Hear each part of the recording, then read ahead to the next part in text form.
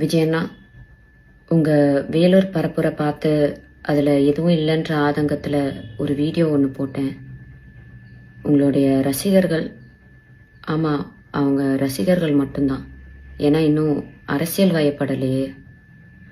அவங்க எல்லா social media சைட்லேயும் என்னை கடிச்சு வச்சிட்ருக்காங்க.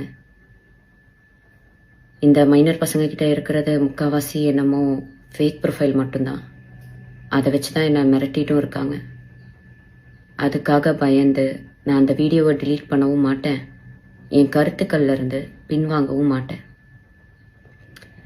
என்னை மிரட்டினா பரவாயில்ல, ஆனால் என்னை சார்ந்தவங்களையும் மிரட்டுறனால இதை சொல்ல வேண்டிய கட்டாயத்தில் இருக்கேன்.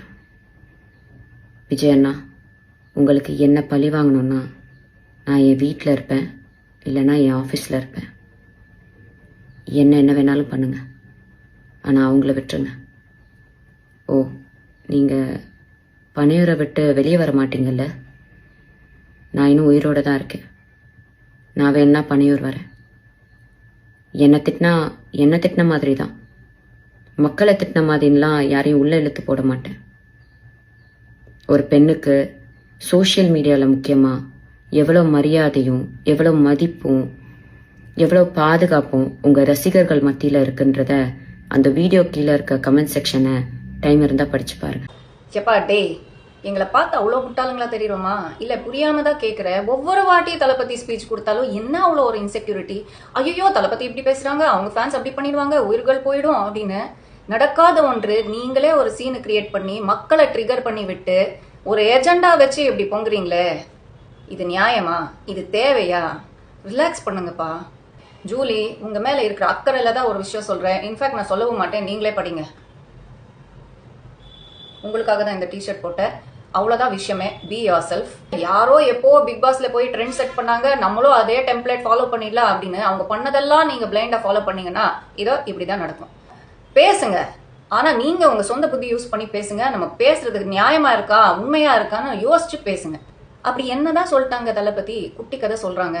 தமிழ்நாடு அரசியல் அடங்காத ஒரு காலமாடு மாதிரி. அனுபவமே இல்லாம ஒரு புது கட்சியா நாங்க வந்திருக்கோம். அனுபவம் இல்லைன்றது பார்க்காதீங்க, நோக்கம் பாருங்க. மக்கள் பிரச்சனை என்னன்றது எங்களுக்கு புரியும், உங்களுக்காக நம்ம நிறைய செய்வோம், நம்பி ஓட்டு போடுங்க அப்படின்னு தானே சொல்றாங்க. கிளியரா தானே சொல்றாங்க. ஃபுல் ஸ்பீச் பார்த்து தானே நீங்க பேசுறீங்க. இதுல மிஸ் அண்டர்ஸ்டாண்டிங் பண்ற விஷயமே இல்லையே.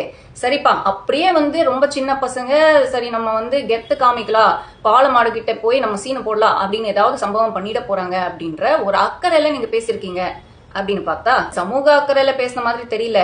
50 500 ஆயிட போது பாத்துக்கோங்கன்னா அப்படின்னு தளபதியை தாக்குறதுக்கு தான் அந்த வீடியோ போட்டிருக்காங்க. அது பத்தாதுன்னு 2வது வீடியோ வரை போடுறாங்க. இது pure and pure personal attack தான், எந்த மாற்று கருத்தும் கிடையாது. நீங்க கண்டிப்பா பழி வாங்கதான் போவீங்க, என்ன மட்டும் பழி வாங்குங்க, ஆளுங்களை விட்டுருங்க அப்படின்னு சொல்றது சட்டப்படி இது தவறுங்க.